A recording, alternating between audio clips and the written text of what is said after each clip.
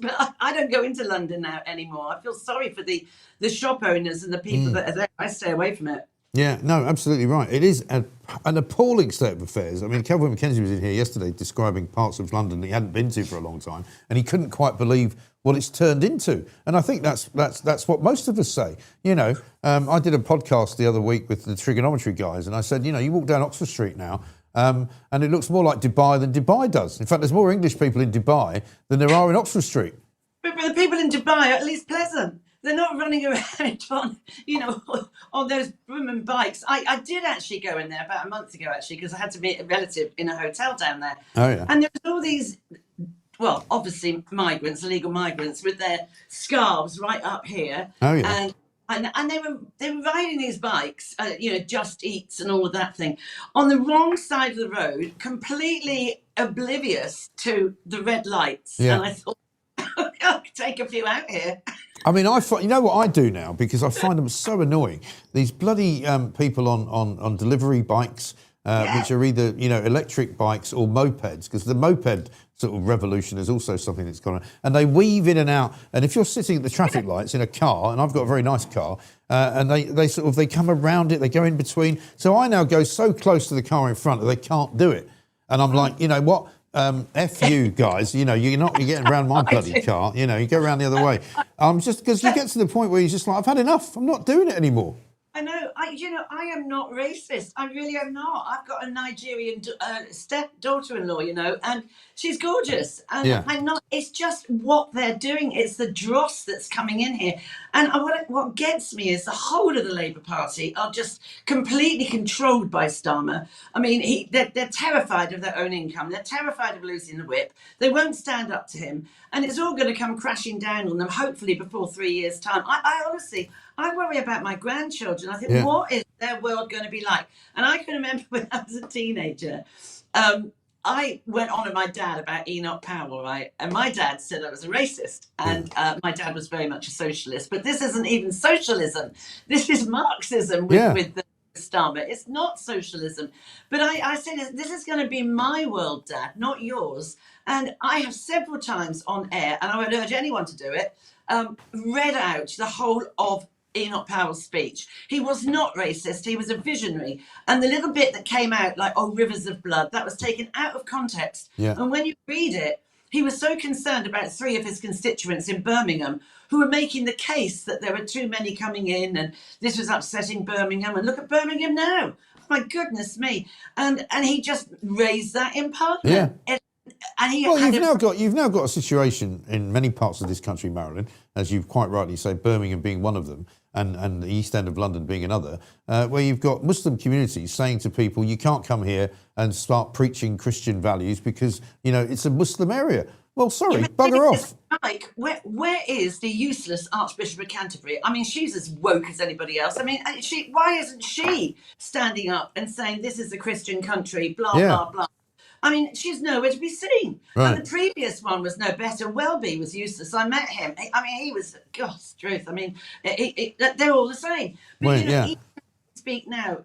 Honestly, Mike, I mean, this thing with the gangs, and I'm in contact with Charlie Peters as well, but this thing with the gangs, last time I was on GB News, and I was so enraged that they were going on about the rape gang inquiry. What a joke.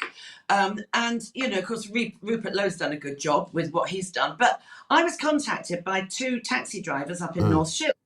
And they were telling me how they're so concerned about the young girls coming out at the age 16 and 19. And they're coming out of care and they're placed in these flats, right, around North Shields and Wallsend. And they're Kurdish gangs. And that's sort of really basically Afghan, aren't they? And it's horrendous. There's parts of Wallsend you daren't even go into. And, you know, they are holding up these girls in their flats. They're not prostitutes. They're used as sex slaves. They've got their names tattooed over their side, just like they do. You can't get any traction with the police. I've involved Maggie Oliver. She's been great because I know her anyway. And I'm now like, I am pushing and pushing and pushing. And I've absolutely raised Cain up there because the residents had contacted the opposition, the Tory guy, and he's calling for an immediate extraordinary council meeting with the Labour councillors to raise this. I said, well, if it doesn't, you're going to have to go to the media because it's outrageous that these girls criminals. You know, the police aren't checking the addresses that we know where they are. They're not going to look at the Uber records where you know who they're taking, who's driving. They won't do. They're just. I mean, it's just two-tier policing. It's absolutely shocking what's happening. Yeah, shocking. It really is. And you talk about the Labour government being a Marxist government. I mean, the front page of the Daily Mail today has got this headline: Greens plan to hand illegal migrants free house, a wage and NHS care. Already pro-drugs and porn. Now Polanski's party wants a world without borders. Well, I mean, that's already Labour Party policy. You know, it's not as though, you know, this is somehow a revolutionary idea from the Green Party. We already give the bloody illegal migrants a free house. We already give them the ability to make money as a wage, and we already give them free NHS care. So, to be honest, what's the difference? I know, and I live in Woburn, right? I live down in Bedfordshire, and I kid you not, you go to A&E, and guess who goes through first? Yeah, I know. Well, they have a protocol, don't they? They have a protocol. People have told me this because they've been sat in an A&E waiting for hours and hours and hours on end, and they see the police coming in with an illegal migrant walking straight to the front. They go straight. It's happening every day. I know, they go straight to the front. I have seen it with my own eyes. It's not propaganda. It's absolutely true. It's awful. I was in a school, because I do a lot of training in schools, right? Yeah. I was in a school in a nice part of Hertfordshire, actually, last year. And last time I went there, 2 or 3 years before, there was about, I don't know, a couple of black kids, you know, in each class. You know, that's what happens. It's fine.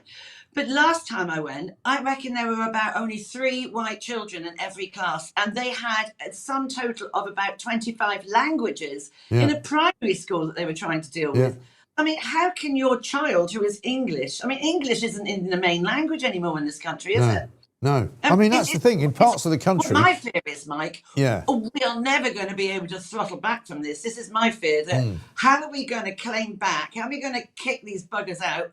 And how are we going to, you know, get back on track? And there's too many woke people in this country. You know, if one of these people was actually, had their child stabbed and murdered like Rhiannon White, I do my own show now. I've got Siobhan White coming on. I know you had her on. I mean, how would they feel if one of their children was stabbed, raped by an illegal migrant? I'm always being contacted by people. You go down to Heathrow, all those big hotels there that used to be beautiful hotels, they're all filled with migrants. And they are going out and about with their sheesh pipes. There's a big primary school called the Cherry Lane Primary School underneath the subway. You come up, and all these geezers are there, and the head teacher has put mesh along the railings so they can't stand and stare at the kids, and they've ripped it all down. And then they with their sheesh pipes, they're touching up the girls, and no one does anything. I don't understand. I really don't understand. There's so much angst. There's so much anguish and anger about this. Why do we just lie down and let someone tickle us? I know. Aren't we just coming out and saying, and you know, and then of course if we do that, we get arrested. Yeah, it's extraordinary, right? I put a piece out on Twitter the other day about how, it's about following on from that trigonometry comment I made about Oxford Street. And this bloke called Nick Cohen, right, who used to work for The Observer, said it was all bullshit. He said, oh, absolute rubbish. Anyone who lives in London knows it's not true, you know, because he's from the left, right? And I'm going, oh, really? I guess what happened, I looked up Nick Cohen, and it turns out he was let go from The Observer after being accused of groping women in the newsroom. So I'm sorry, Mr. Cohen. We're not going to take anything you say particularly seriously, and we're going to out you as a bit of a pervert on national and international television. So, you know, these people who are absolutely and utterly convinced that everything is great in Britain and that there isn't any violent crime. You know, migrants are not raping anybody. You know, they're all contributing to this wonderfully diverse culture that we've got, because you can now get, you know, Lebanese, you know, what do you call it? A shisha pipe if you want one, and you can get some nice Lebanese food anytime you like. You know, what a load of old cobblers, quite frankly. It's dreadful. Now, a colleague of mine, he's called Julian King, and he does a lot with domestic abuse, and he's a paralegal. He does a lot with the family courts. But he has gone off on a tangent a bit, and he's doing a project called Safe Streets London. And he has got real footage of what's going on with these illegal migrants around Westminster Bridge. Now, I've said for the last 3 or 4 years, you go to Westminster, there's so much county lines going on there and drugs and all that sort of stuff. Westminster is rife. It's one of the worst areas. You wouldn't think so, but it is, because there's a lot of money around there, there's a lot of posh schools around there to be able to recruit the kids. But he has got videos of what is going on Westminster Bridge with his illegal migrants. And he's going to put it out soon. He's going to come on my show and show the videos that he's got where no police come near, nobody does anything. And it's outrageous what they're doing. It really is. I mean, I have no objection to decent people coming in who want to contribute, who want to be part of our society, but they don't want to be. There was a guy on Twitter the other day. I'm always being closed down on Twitter. Honestly, you've been again. Quite right too. Shocking, absolutely shocking opinions you've got. This guy said, "We haven't come here." No, what has he said? "We haven't come here to take part. We've come here to take over." And that is what people don't understand.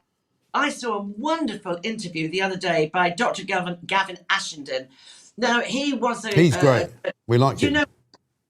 Do you know Yeah, him? we know. We've had him on the show, yeah.